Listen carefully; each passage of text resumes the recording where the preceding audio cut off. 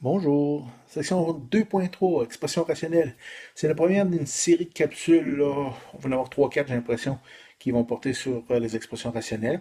Celle-ci va porter sur ce que c'est, donc la définition d'une expression rationnelle, et également quand on parle de restriction, de quoi on parle exactement.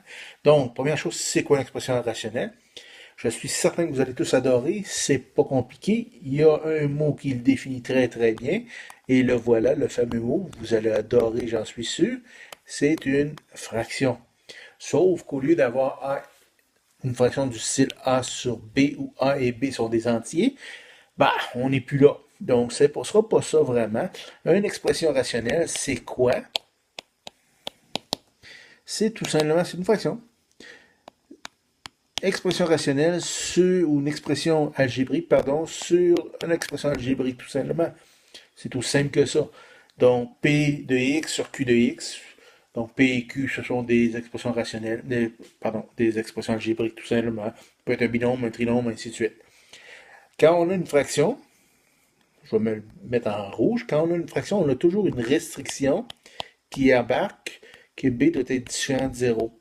Vous le savez, vous vous en souvenez, on ne peut pas diviser par 0. Ça donne une erreur sur la calculatrice. En réalité, c'est indéfini au niveau des mathématiques. Dans une expression rationnelle, ben, on a la même restriction. C'est que Q de x doit être différent de 0. On ne peut pas l'avoir égal à 0, évidemment. Qu'est-ce que ça veut dire? Des exemples, donc, d'expressions rationnelles. Bon, on peut y aller avec, supposons, 7x moins 3 sur 2x moins 7. 5, voilà. En tout cas, ça, c'est une expression rationnelle. 8x plus 3 sur 2, c'est une expression rationnelle. Puis là, on peut s'amuser avec d'autres choses de plus long, là, sans aucun problème. Là, je vais reprendre du rouge. Il y a les restrictions qui apparaissent. Donc, la restriction ici, ça serait quoi? Donc, la restriction, ce serait que 2x plus 0,5, pardon, doit être différent de 0. Donc, 2x différent de 5 et x différent de 5 demi. Dans le deuxième cas, est-ce qu'il existe une restriction? Ben, j'ai ici 2. 2, ça ne peut pas devenir 0, donc il n'y a pas de restriction dans ce cas-ci.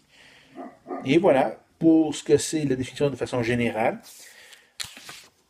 Et on va se revoir dans la prochaine capsule où on va parler des opérations. Parce qu'évidemment, si on parle d'une ressemblance avec des fractions, ben on va avoir les opérations, les mêmes principes d'opération que les opérations sur les fractions. À tantôt.